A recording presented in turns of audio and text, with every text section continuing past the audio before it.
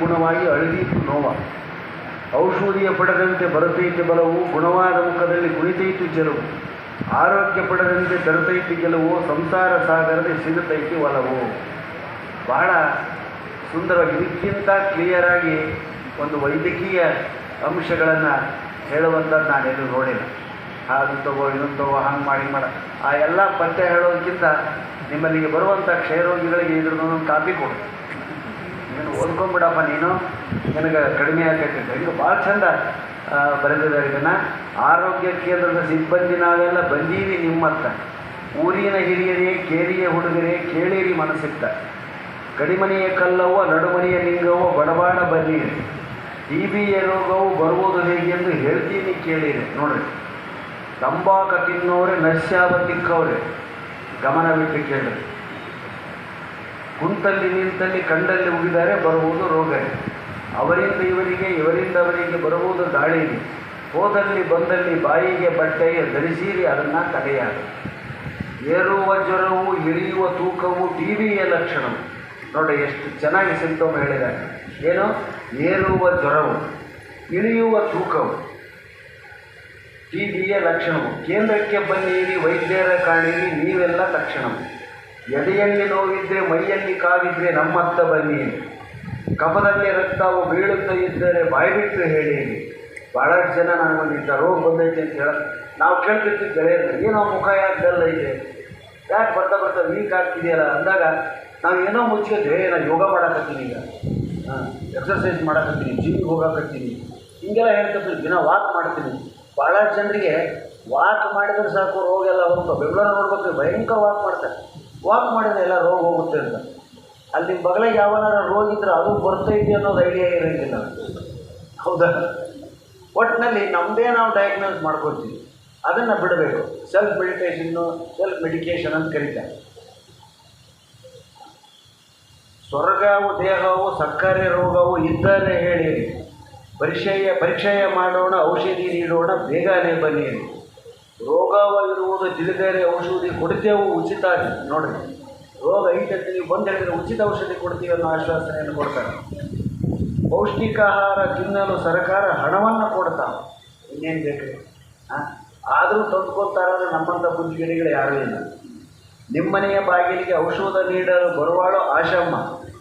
ಹೌದಲ್ರಿ? ಕರೆಕ್ಟ್. ಆಶಮ್ಮ, ಅದು ಅರ್ಥಮ್ಮ ಆಗ್ಬೇಕಾದ್ರೆ ಆಶಾಕಾರ್ಯ. ಹೌದು, ಸರಿ, ಆಶಮ್ಮ. ಆಶಮ್ಮ ಅಂತ ಸರ್. ನಿಮ್ಮನೆ ಬಾಗಿಲಿಗೆ ಔಷಧಿ ನೀಡಲು ಬರುವಾಳು ಆಶಮ್ಮ. ಜಮ್ಮನೆ ಊಟವು ಮಾಡುತ್ತಾ ಸುಮ್ಮನೆ ಮಾತ್ರೆಯೇ ನುಂಗಮ್ಮ. ಕೊಟ್ಟಂಥ ಔಷಧಿ ತಪ್ಪಾದೆ ನುಂಗಲು ಆರೋಗ್ಯ ಪಡಿತೀರಿ. ಹೇಳಾದೆ ಕೇಳಾದೆ ತಟ್ಟಂತೆ ಬಿಟ್ಟರೆ ಚಟ್ಟವಾಗಿ ಇರ್ತೀರಿ. ಅದ್ಭುತವಾಗಿರ್ತಕ್ಕಂಥ ಚಪ್ಪಾಳೆ ಪಡ್ಕೊಂಡಿದ್ದಾವಲ್ಲ, ಅವ್ರಿಗೆ ಪ್ರೋತ್ಸಾಹ ಕೊಡೋದು. ದೊಡ್ಡವರು ಚಿಕ್ಕವರು ಎನ್ನೋ ಮಾತಿಲ್ಲ ಬರುವುದು ಎಲ್ಲರಿಗೆ. ಹೇಳುವ ಮಾತನ್ನು ಕೇಳದೇ ಇದ್ದರೆ ಹೋಗ್ತೀರಿ ನೀವು ಗೋರಿಗೆ. ಹೌದ್ರಿ? ಬಹಳ ಸುಂದರವಾಗಿ ನಮ್ಮ ಈ ಕವನವನ್ನು ಮನಮುಟ್ಟುವಂತೆ ಬರೆದಿದ್ದಾರೆ. ಜಡೆಪ್ಪನವರಿಗೆ ಒಂದು ಅನಂತ ಧನ್ಯವಾದಗಳು. ಹೆಂಗೆ ಬರ್ತೈತಿ ಈ ರೋಗ? ಧೂಳಿನಲ್ಲಿ ಹರಡುತ್ತಾ, ಗಾಳಿಯಲ್ಲಿ ತೇಲುತ್ತಾ, ಶ್ವಾಸದಲ್ಲಿ ಬೆಳೆಯುತ್ತಾ ಬರುವ ರೋಗ.